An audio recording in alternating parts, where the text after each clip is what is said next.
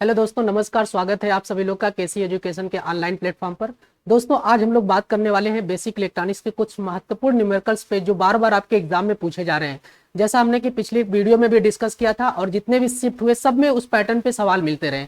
दोस्तों, फिर से आज हम उसी पैटर्न के सवाल लाया हूं जो कि बार बार इस एग्जाम में रिपीट कर रहे हैं। तो आइए देखते हैं कौन से सवाल हैं, कौन से फॉर्मूले हैं जिसपे बार बार सवाल पूछे जा रहे हैं। तो देखिए, एक क्वेश्चन यहाँ पर देखने को मिला। क्या कह रहा है? एक चालक में 4.5 एम्पियर की धारा प्रवाहित हो रही है। ठीक है, चालक से होकर 1 मिनट में कितना आवेश प्रवाहित होगा, कितना आवेश गुजरेगा।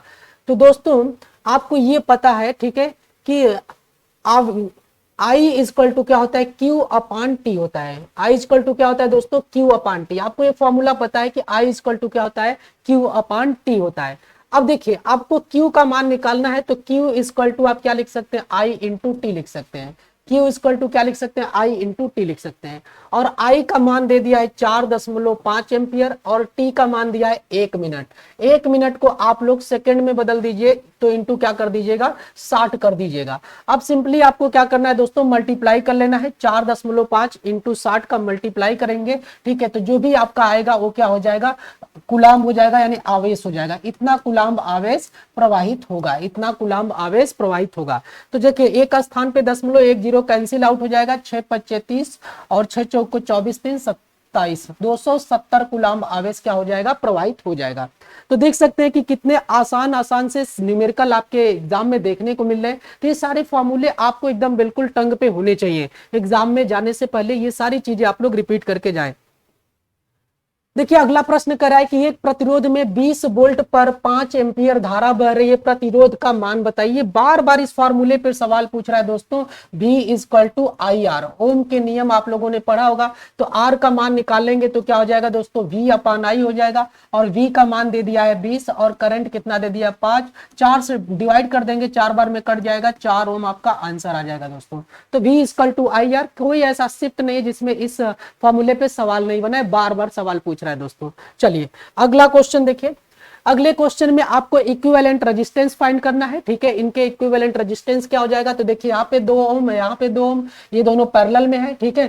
तो पहले इन दोनों को आप जोड़ लीजिए। तो इन दोनों को जोड़ेंगे तो ये देखिए 2 ओम है और इन दोनों का इक्विवेलेंट रेजिस्टेंस क्या आ जाएगा। आपको पता है कि पैरेलल में क्या होता है, R equal to R1 into R2 divided by R1 plus R2। ये फॉर्मूला लगा सकते हैं। अगर दो रेजिस्टेंस पैरेलल में है, ठीक है, तो दोनों का इक्विवेलेंट क्या आ जाएगा, R1 into R2 divided by R1 plus R2।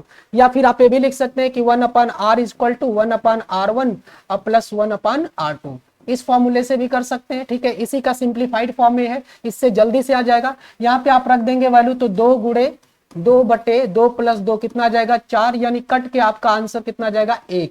ठीक है, तो इन दोनों का इक्विवेलेंट दोस्तों कितना आ जाएगा, 1। तो यहाँ पे हमें इसके सीरीज में 1 ओम लगा दिया, ठीक है, 1 ओम लगा दिए। अब देखिए, अब ये दोनों 1 ओम और ये 2 ओम, ये दोनों आपस में क्या हो गए, सीरीज में हो गए। तो इन दोनों का इक्विवेलेंट, तो सीरीज में आपको पता है कि R इक्वल टू क्या होता है, R1 प्लस R2 होता है। तो 2 और 1 कितना हो जाएगा दोस्तों, 3 ओम आ जाएगा। तो इसका ओवरऑल जो इक्विवेलेंट रेजिस्टेंस मिलेगा इस पूरे सर्किट का कितना मिल जाएगा दोस्तों, 3 ओम मिल जाएगा। तो 3 ओम बिल्कुल सही हो जाएगा इसके लिए।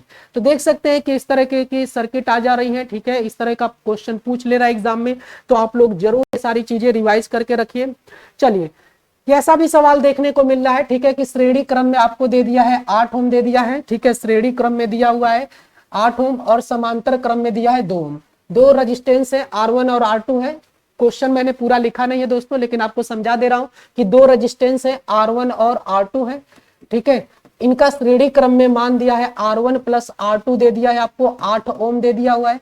और इनका समांतर क्रम में मान 2 ओम दिया है। तो समांतर क्रम में आप लिखेंगे तो R1 into R2 divided by R1 plus R2 लिखेंगे।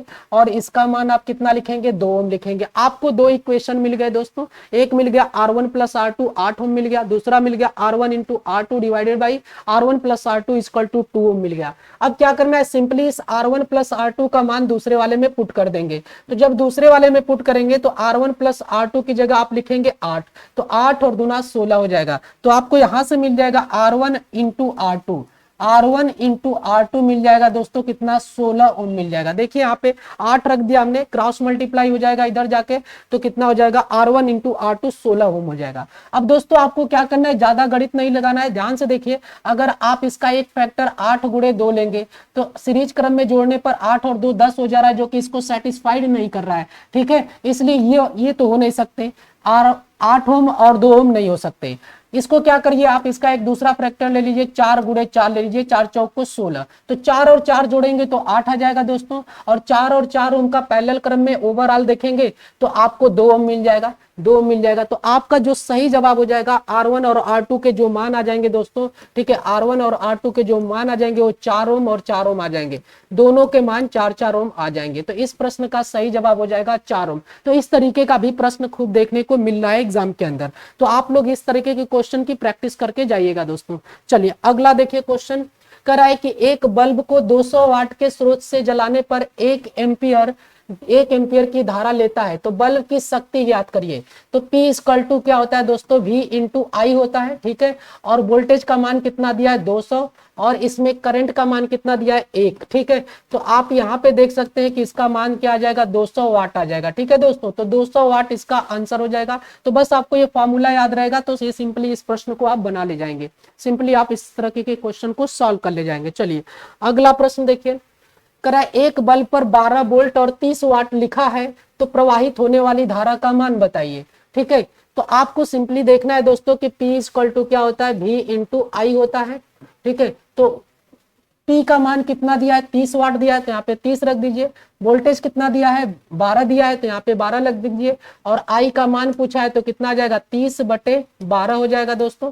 ठीक है, तो इसको सिंप्लीफाई कर देंगे, 6×5 30, 6 दूना 12। ठीक है, तो ये हो जाएगा आपका करंट का मान जो आ जाएगा 2.5 एम्पियर आ जाएगा दोस्तों। कितना आ जाएगा, P इक्वल टू वी आई से आपका जो इसका मान आ जाएगा क्या आ जाएगा, P इक्वल टू वी आई से इसका मान आ जाएगा दोस्तों कितना आ जाएगा 2.5 एम्पियर हो जाएगा। ठीक है, तो इस तरीके के दोस्तों बार बार एग्जाम में सवाल पूछे जा रहे हैं, तो उम्मीद करते हैं कि ये सारे प्रश्न आपको समझ में आए होंगे, और ये सारे फॉर्मूले आपको बिल्कुल रिवाइज करके जाना है, ताकि एग्जाम के अंदर आप लोगों को ऐसे प्रश्न परेशान न करे जो कि बिल्कुल ही आसान है। ठीक है दोस्तों, तो यदि वीडियो पसंद आई तो इसे आप लोग लाइक, सब्सक्राइब और शेयर जरूर करिएगा। Thank you so much.